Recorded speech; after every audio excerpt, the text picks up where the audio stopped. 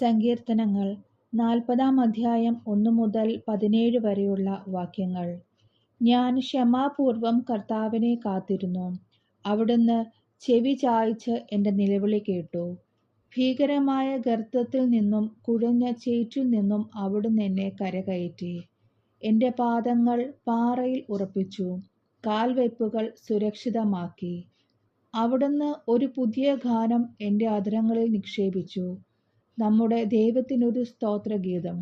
പലരും കണ്ട് ഭയപ്പെടുകയും കർത്താവിൽ ശരണം വയ്ക്കുകയും ചെയ്യും. കർത്താവിനെ ആശ്രയിക്കുന്നവൻ ഭാഗ്യവാൻ. വഴിതെറ്റി വ്യാജദേവന്മാരെ അനുഗമിക്കുന്ന അഹങ്കാരികളിലേക്ക് അവൻ തിരിയുന്നില്ല. ദൈവമായ അങ്ങ് എത്ര അത്ഭുതങ്ങൾ ഞങ്ങൾക്ക് വേണ്ടി പ്രവർത്തിച്ചു. ഞങ്ങളുടെ കാര്യത്തിൽ അങ്ങ് എത്ര ശ്രദ്ധാലുവായിരുന്നു. അങ്ങേക്ക് തുല്യനായി ആരുമില്ല. ഞാൻ അവയെ വിവരിക്കാനും പ്രഘോഷിക്കാനും തുനിഞ്ഞാൽ അവ അസംഖ്യമാണല്ലോ. ബലികളും കാഴ്ചകളും അവിടുന്ന് ആഗ്രഹിക്കുന്നില്ല.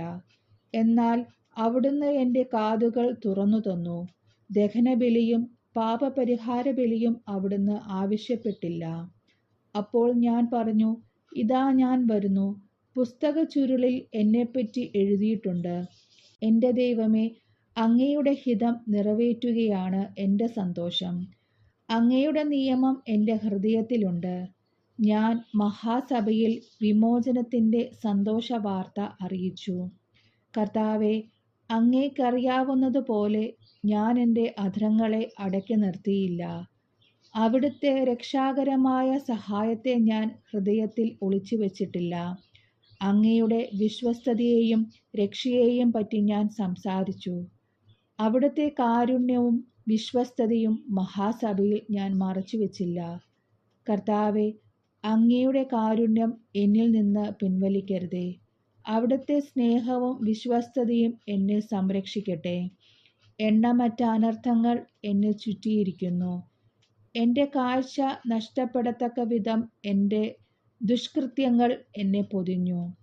അവ എൻ്റെ തലമുടിയിഴകളേക്കാൾ അധികമാണ്. എനിക്ക് ധൈര്യം നഷ്ടപ്പെടുന്നു. കർത്താവെ, എന്നെ മോചിപ്പിക്കാൻ കനിവുണ്ടാകണമേ. കർത്താവെ, എന്നെ സഹായിക്കാൻ വേഗം വരണമേ. എൻ്റെ ജീവൻ അപഹരിക്കാൻ ശ്രമിക്കുന്നവർ ലജ്ജിച്ച് പരിഭ്രാന്തരാകട്ടെ. എനിക്ക് ദ്രോഹം ആഗ്രഹിക്കുന്നവർ അപമാനിതരായി പിന്തിരിയട്ടെ. ഹാ ഹാ എന്നെ പരിഹസിച്ച് പറയുന്നവർ ലജ്ജ കൊണ്ട് സ്തബ്ധരാകട്ടെ. അങ്ങയെ അന്വേഷിക്കുന്നവർ അങ്ങയിൽ സന്തോഷിച്ചുല്ലസിക്കട്ടെ. അങ്ങയുടെ രക്ഷയെ സ്നേഹിക്കുന്നവർ കർത്താവ് വലിയവനാണെന്ന് നിരന്തരം ഉദ്ഘോഷിക്കട്ടെ.